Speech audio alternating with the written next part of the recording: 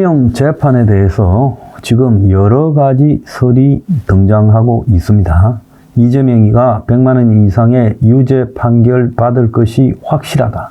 또 어떤 이야기는 이재명 쪽의 판사 2명이 처음부터 이재명을 100만 원 미만으로 끌어내려고 여러 가지 고리를 던져놨다. 이런 소리들이 난무하고 있어요. 자, 그런데 지금 조금 전에 그 법률신문이라는 데에서 보도한 내용을 보면요. 항소심 결과와 무관하게 이재명이 상고심을 신속 처리하겠다.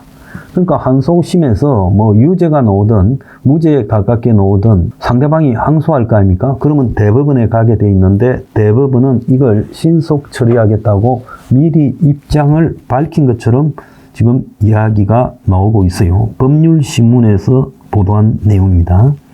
그래서 오늘 이재명이 재판 결과에 따라 상고가 된다면 대법원은 신속하게 상고심을 처리하겠다. 자, 법조계에서는 신속 심리를 위해 대법원이 한두 명의 대법관이 아니라 전원 합의체를 갖다가 가동하려고 할 것이다 라는 이야기가 나오고 있습니다.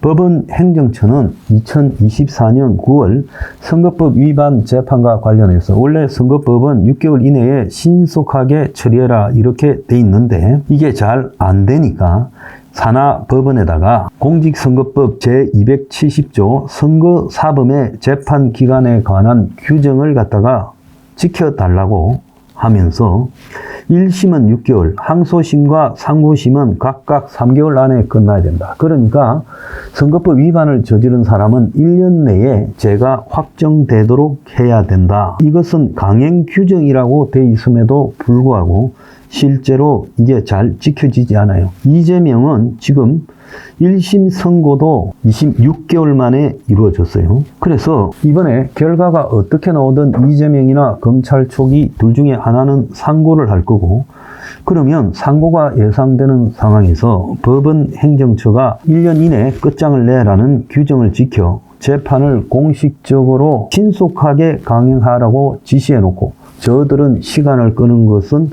말이 안 되니까 최종심을 속도를 내서 최대한 규정을 지키는 모습으로 보이게 할 거다.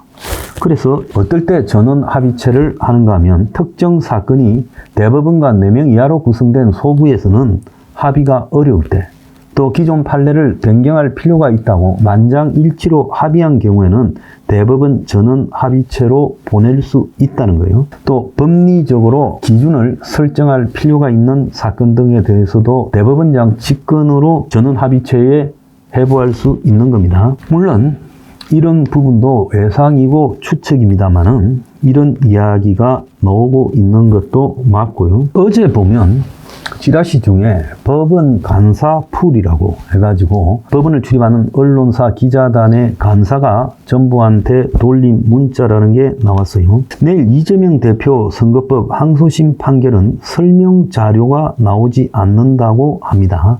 저도 얘기는 해봤지만 바꾸기는 어려운 상황이고 대신 재판이 끝나고 나면 공보관이 빠르게 실명화 판결문을 제공할 수 있도록 노력하겠다고 전해왔습니다. 이렇게 말한 거예요. 그래서 서울고법이 이재명이 선거법 항소심 판결 선고와 별도로 설명 자료는 따로 배포하지 않는다. 굉장히 조심하고 있는 모습이 나오는데 통상으로 주요 사건 결론이 하급심과 바뀌는 경우에는 설명 자료를 내어서 왜 바뀌는지를 말하는데 어제 그 설명 자료를 내지 않는다고 하루 전에 미리 기자단 간사에게 전달한 것이 사실이라면 1심에서 크게 내용이 바뀌지 않는다라는 것을 의미한다. 이렇게 볼 수도 있어요. 자, 어제 이재명이가요. 자기가 만약에 유죄가 되면 434억의 대선 선거비를 민주당이 토해내야 됩니다. 선관위로부터 보증받은 내용을요. 이걸 갖다가 자기 선처해달라는 탄원서에 냈다고 합니다.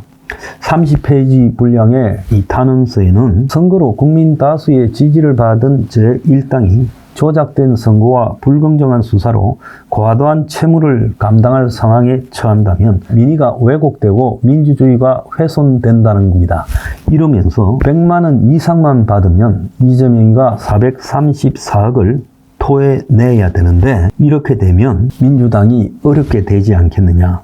그래서 사적인 궁박감 때문에 나살려 달라는 게 아니라 이게 민주당이라는 제1당의 앞으로 생존과도 관계 있다. 이렇게 지금 비열하게 설명을 했습니다. 자, 지금요, 미국의 베팅 사이트에는 이재명이가 2025년에 체포될 가능성이 있냐 하니까 53%가 체포될 가능성이 있다고 나왔어요. 이거는 그냥 우스갯거리로 봐야 되고요.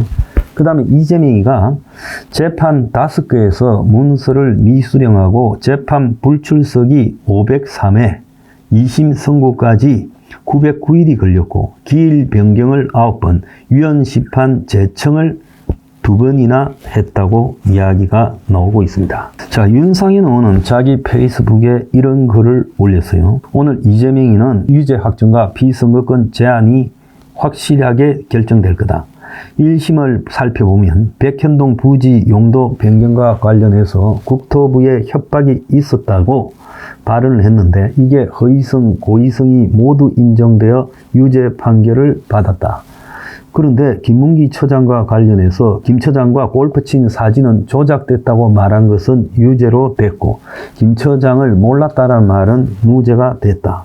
그런데 1심에서 가장 중요하고 2심에서 가장 중요한 쟁점은 국토부에 협박이 있었다는 것을 증명하기 위해서 성남시 정책기획과장 그리고 식품연구원 청사 이전 단장 2명의 증인을 2심 재판부에 출석시켰지만은 이들 모두 국토부에 협박은 없었다고 했고 그리고 그 사이에 백현동에 인허가 로비를 했던 이재명의 최고 측근 김인섭이가 지난 11월 달 대법원으로부터 5년형을 받았기 때문에 백현동 개발 사업은 국토부의 협박이 아니라 김인섭의 이재명 로비 때문에 그렇게 됐다고 대법원이 인정을 한 것이다. 이런 상황에서 어떻게 이재명이가 100만 원 이하로 감형이 되겠는가?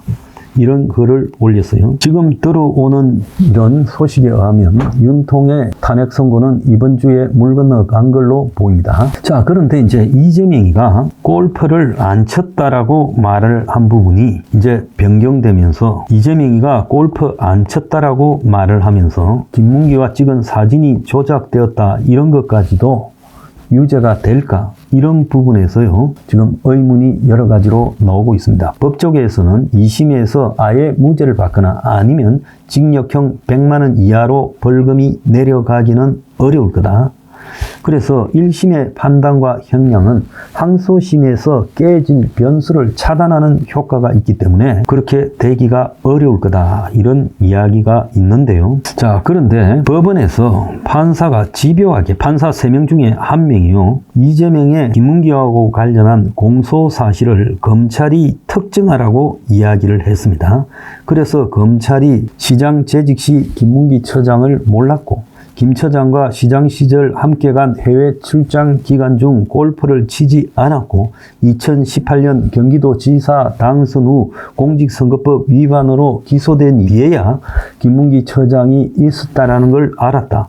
이 세 부분이 지금 특정한 부분이다라고 말을 했습니다. 그래서 재판부가 이 세 개를 넣고 다른 거를 기존에 있던 거를 바꾸는 공소장 변경이 있었어요. 그래서 이제 이 부분과 관련해서 지금 김문기와 관련한 공소 사실에 대해서 재판부가 의문을 갖고 있는 것 아니냐. 즉 이재명이 유리하게 해석한다는 거 이런 지적이 나왔고요. 또 국회 정언감정법상의 처벌이 가능한가라고 이렇게 물은 게 있습니다. 왜냐하면 국회 정언감정법이라는 게 있어요. 국회에 국정감사나 이런 데 나와가지고 허위 진술을 했을 때 그런데 국회 정언감정법에 따르면 이재명이가 국회 국감에서 용도 변경에 대해서 국토부 협박을 말했다. 이렇게 돼 있기 때문에 국정감사에서 거짓말을 했다 하더라도 국회 정언감정법상의 처벌만 받을 수 있다. 개별법인 이 공직선거법으로 처벌받을 수 없다라는 부분에 대해서 재판부가 2차 공판 당시에 이 부분에 대한 판례를 찾고 있다. 그렇게 말을 했습니다. 그래서 자배석 판사라는 것은 지금 2명의 호남 판사 중에 한 명일 거라고 예상이 되는데요. 피고인 신문 과정에서도 이재명에게 국토부의 요구가 법률에 근거한 거냐 이렇게 물었고, 이재명이는 국토부 공문이 몇 차례 왔는데 국토균형발전법에 따라 국가 시책이기 때문에 대통령 지시사항이라서 하라고 했다. 그렇게 말을 하면서 지방자치법에는 제대로 협조할 의무가 있다 이렇게 말을 했습니다. 그래서 분명히 유리한 측면도 있고 또 이재명이를 봐주려고 하는 판사의 노력이 있었던 흔적도 있습니다. 근데 여기서요, 이재명이가 만약에 국토부의 협박 때문에 했다라고 하는 부분을 무죄라고 해주면 이제 어떻게 되는가 하면 이재명의 대장동이나 땅과 관련한 모든 문제들이 그렇게 될 가능성이 있어요. 그러면 대법원에서 김인섭이가 국토부 협박이 아니라 이재명의 로비해서 그렇게 됐다. 그래서 성남시청에 로비했다라고 그렇게 대법원 판결문에 되어 있지 않습니까? 그런데 대법원에서 결론이 난 내용을 무시하고요, 성남시청의 최고 결정자는 이재명인데 이재명이가 그런 로비의 최종 대상이었다는 거 아니에요? 그러면 판결이요, 지금 어떻게 됩니까? 2심에서 이재명이를 100만 원 이하나 무죄로 봐주면 대법원에서 선고했던 김인섭 판결과 모순이 되는 문제가 발생하고 있다는 거예요. 그래서 이런 문제에 대해서요, 2심 재판부가 함부로 판단하다가는 한국의 법 체계가 다 무너질 수 있다는 겁니다.